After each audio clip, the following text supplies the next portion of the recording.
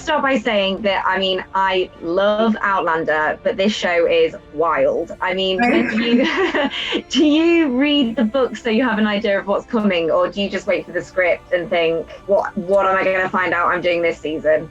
We both used to read the books, but we're very easily confused, Emmy. So by the time it's gotten to a season where you've got flashbacks from different books, or you're going back to a different season, or scripts have changed 20 times and you can't remember what's in them and what's not. So now I think we both tend to, not to speak for Richard, but just stick to the script and what's on the page, and just go through it chronologically with the character instead of confusing ourselves with the future.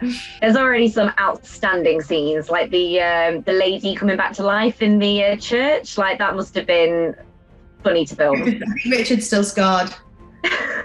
No, you're right, Emmy. It was funny to film. I don't mind saying that it was ridiculous. And that's not to say that the writing or the direction was ridiculous. That was, as good as ever. But the situation is incredibly ridiculous to film. And I don't think anyone could really keep a straight face. It's when she gets up and starts giving her son abuse. Like, it just becomes so domestic again. It's like she had never died, and everyone's just standing around witnessing this, and then she dies again. And you're like, what?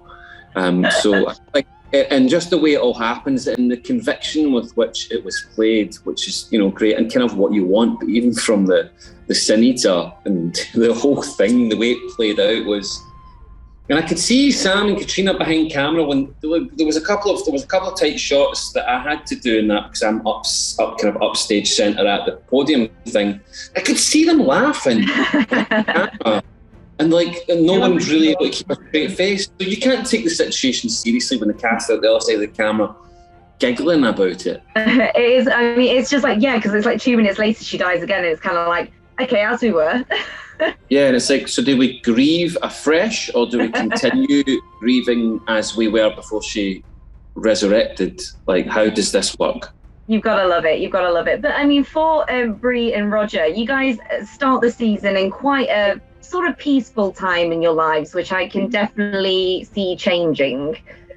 Yeah, I can see why peaceful time on Outlander seems too good to be true, but this actually is, as far as it goes for Roger and Brianna, with everything that they've been through, this is probably the most peaceful season we will see them at, which isn't necessarily saying a lot given how much they have been through. But they actually, this season, are very settled, and now that they've decided to stay in the past, they're just at a very grounded place, really, in their relationship and as individuals, and the chaos is sort of all around them, but they're actually the rocks in the middle of it, really. And it's kind of, this season, they are the ones that people are going to for advice and whatever, and they tend to be the stability throughout this season, which is nice and different. Yeah, it is. It's nice to see. But obviously in, I think it's episode 2, it's mentioned that they're trying for a child and they've been struggling a little bit, which I do think is like a really quite timeless subject, and I think will resonate with a lot of people. So did you enjoy that you had that storyline to focus on? Yeah, I was really glad that the writers put that in there, because as you know, with Outlander, we deal with a lot of very real and, like you say, timeless situations. And I think it's those topics that's just really not that often talked about. I mean, even women today, it's almost, you almost feel ashamed of your body, that your body was almost made to do this and it's failing you. And I think it's just something that we often don't talk about. Even the fact that Brianna doesn't talk to Claire about it, her mother, who's a surgeon, just shows that there can be a bit of a taboo around the subject. So I hope it's just another Outlander moment whereby introducing that topic helps women deal with it through Brianna and Roger's characters, and helps couples get through that and work through it together. Definitely. And another thing that Brie obviously is dealing with is not really being taken seriously. You know, she's invented this like amazing invention, like 300 years, well, not 300 years early, but you know, and just no one is bothered. I mean, is that going to be an increasing issue for your character going forward? Because I feel like the stones have to come back into it in some way at some point. Like, it's like, you ever tempted to go back through? I mean, it's a funny moment, because finally Brianna's actually starting to introduce her engineering mindset into this time, and she starts more with the matches, but it's a very funny thing, especially us watching it now as modern day people, knowing what a staple matches are going to be. And it's just so funny how unenthused they all are. They're just like, oh, I've never had a problem lighting a fire. It's like, no, you will love these if you trust me.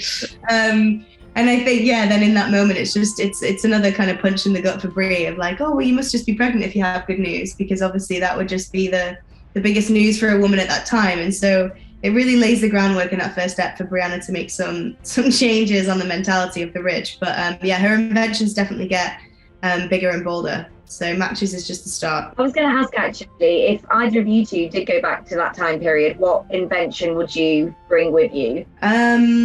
I was saying before, I really love music, so I think I'd take speakers with me. I'd get the Ridge pumping, just get some good tunes on full volume. I think that's what would keep me sane in that era. The show has such a dedicated fan base. People absolutely love it. I mean, what do you think it is that keeps people coming back for more? And is there an episode of season 6 that you think is gonna, melt Twitter?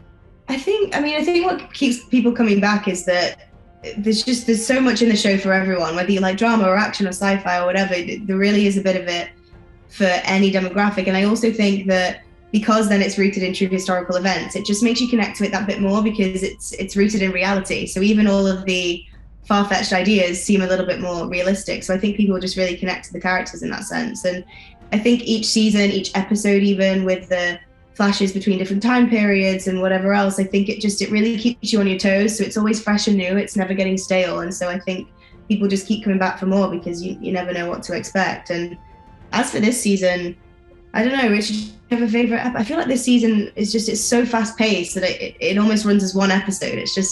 It's one after the other, isn't it, in terms of action? It doesn't seem like one kind of segregates. Yeah, that is a good way of saying you can't remember, Sophie. And it was kind of, I can't remember what your favourite episode though, Richard. To be honest. But Sophie did put that very sort of diplomatically. A lot happens in season 8. I can remember it all, kind of roughly, but feels like a lifetime ago that we filmed that. My last question really quickly, what has been your favourite fan encounter ever? You must have had some good ones. Do you know what mine has been? I won't give any specifics, but a fan had been through something very similar to what Brianna went through in season 4, and she'd never actually told anyone before, and she told me as Brianna, and that was her way of offloading. And it was obviously heavy for both of us, but just being able to be there for her and actually be someone that she could talk to about that was just a really spectacular moment, and just kind of very humbling. I think it just reminds you why actually what we do. We can mess around at work, and it's work.